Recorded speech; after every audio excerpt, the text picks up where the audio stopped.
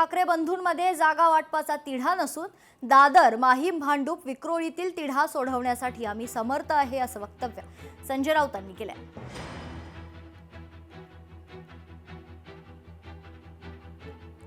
कोणताही तिढा वगैरे नाही। शिवसेना आणि महाराष्ट्र नवनिर्माण सेनेमध्ये जागा किंवा अन्य गोष्टीवरून तुम्ही जो म्हणताय तिढा पेच असं काही नाही, सगळं सुरळीत आहे, दिसेल तुम्हाला। किती जागांवर एकमत झालेलं आहे? कशाला पाहिजे किती जागा? आमच्या दोघांमध्ये किती जागा विषयच नाही आहे, हे स्वतः माननीय राज ठाकरे यांनी वरळीतल्या पत्रकार परिषदेत सांगितलं। जागा किती आणि आकडा किती ह्याच्यामध्ये कोणीच पडत नाही। शेवटी जे काही राहणार आहे ते शिवसेना मनसे या एका कुटुंबात राहणार। उभाटाच्या युतीमध्ये कुणाला किती जागा मिळणार हे सांगायला संजय राऊत तयार नाहीयेत, कारण दोन्ही पक्षामध्ये कमालीची भांडणं सुरू आहेत। संजय राऊत आणि उभाटा गट मनसेला जागा सोडायला तयार नाहीत।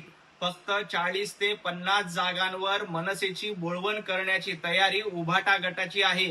त्यामुळे मनसेचे नेते देखील नाराज आहेत। त्यामुळे आजच्या पत्रकार परिषदेमध्ये संजय राऊत यांच्या चेहऱ्यावरची अस्वस्थता दिसली आहे की उभाटा गटाला जास्तीत जास्त जागा घ्यायच्या आणि मनसेची 40 ते 50 जागावर बोळवण करायची, अशा पद्धतीचं संजय राऊत आणि उद्धवजी ठाकरे यांचं धोरण आहे।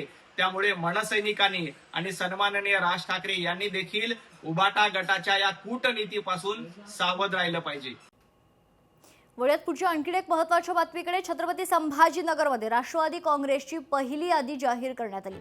पहिल्या यादीत 18 उमेदवारांची उमेदवारी जाहीर करण्यात आली आहे। छत्रपती संभाजीनगरमध्ये राष्ट्रवादीनं स्वबळाचा नारा दिलाय।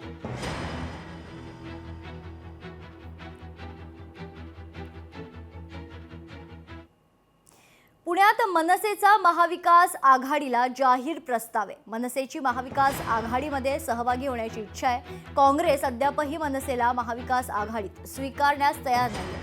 भारतीय जनता पक्षाच्या विरोधात चौघे लढलो तर तगडी फाईट देऊ अशी प्रतिक्रिया मनसेचे नेते बाबू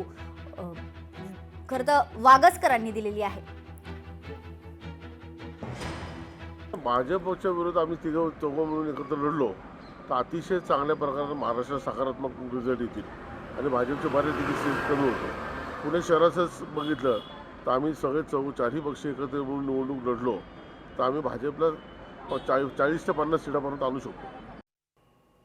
चंद्रपुरात ठाकरेंची शिवसेना आणि वंचितची युती जाहीर झाली आहे। संयुक्त पत्रकार परिषद घेत युतीची घोषणा करण्यात आली। दोनही पक्षांमध्ये सध्या 33-33चा फॉर्म्युला ठरलाय।